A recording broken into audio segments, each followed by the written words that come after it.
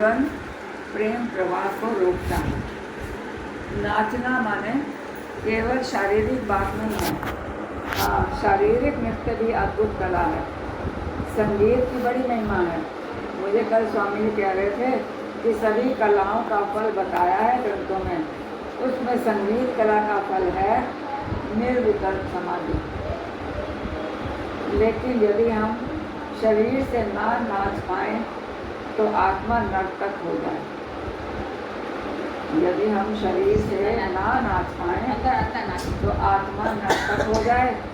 शिव सूत्र बोला है कि आत्मा नाचे। भगवान को कहो कि हम अंदर से नाचते रहें, ऐसी कृपा कर जाए। और आप ये अनुभव करोगे कि जब मानस की किसी पंक्ति में आपको गहनता दिखाई देगी तो अपने कमरे में आप नाच उठोगे। जब गीता का कोई नया भाव भगवत कृपा से उद्भव होगा तो आप भीतर से नृत्य करने लगेंगे।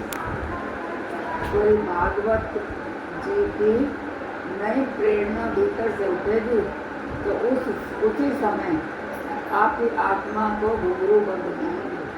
मैं ये कह रहा था कि इसीलिए उस महान रासकार ने रास का आयोजन किया। कोई एकांत में नहीं किया था, अंधेरी रात में नहीं था, पूर्णिमा की रात थी, शुक्ल पक्ष था। तो क्यों उसने रास रचा था? क्यों विश्व के विश्वनाथ भूत भावन के क्यों विश्व के विश्वनाथ भूत भावन के ने तांडव नृत्य किया? एक बहुत बड़ा फायदा है। जब कोई नृत्य करता है तो घुंघरू गिराना नहीं पड़ता, अपने आप गिर जाता है। वैसे ही नृत्यमय जीवन होता है, तब जीवन से कुछ वस्तु छोड़नी नहीं पड़ती, अपने आप छूटने लगती हैं। कभी कुंडल गिरा, कभी घुंघरू गिरा, कभी कुछ गिरा। त्याग वैराग्य अपने आप सिद्ध होने लगते हैं। ये महाराज कोई विषय नहीं था, एक दृढ़ विश्वास का नर्तन था। सब वासनाएं गिरती जा रही थी। नृत्य में आपने देखा होगा कि नर्तक जब नृत्य करता है तो घुंघरू अपने आप छूट जाता है, छोड़ना नहीं पड़ता। बांधने में परिश्रम हुआ था, लेकिन पग थिरके और छूटा। कृष्ण प्रेम में डोले नहीं, वासना गई, विषय गया, विकार के घुंघरू छूट गए।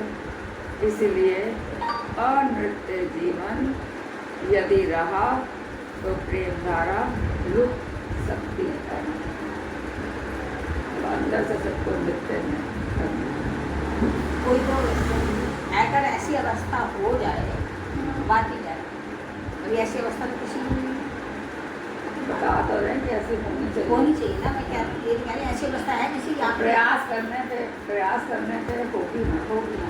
मेहनत करो, अगर सुना होगा तभी होगी ना। लेकिन होनी चाहिए ना, इतना सुनने पर भी ऐसी अवस्था आनी चाहिए। तो आएगी, क्यों नहीं आएगी? सुना इसीलिए रहे हो तुम्हें। अब मैं हरिद्वार गई ना, दो जोड़े घुंघरू के लेके आई। मेरे को कह रहे ये किस लिए ले रही है ये? मैंने कहा ये है ना किसी को बड़े पसंद है, इसके लिए ले रही हूँ। एक लिया, फिर दूसरा फिर ले लिया। कह रहे अब ये किसके लिए? अपने लिए। मैंने कहा ये वो पहनेगा, ये मैं पहनूंगी।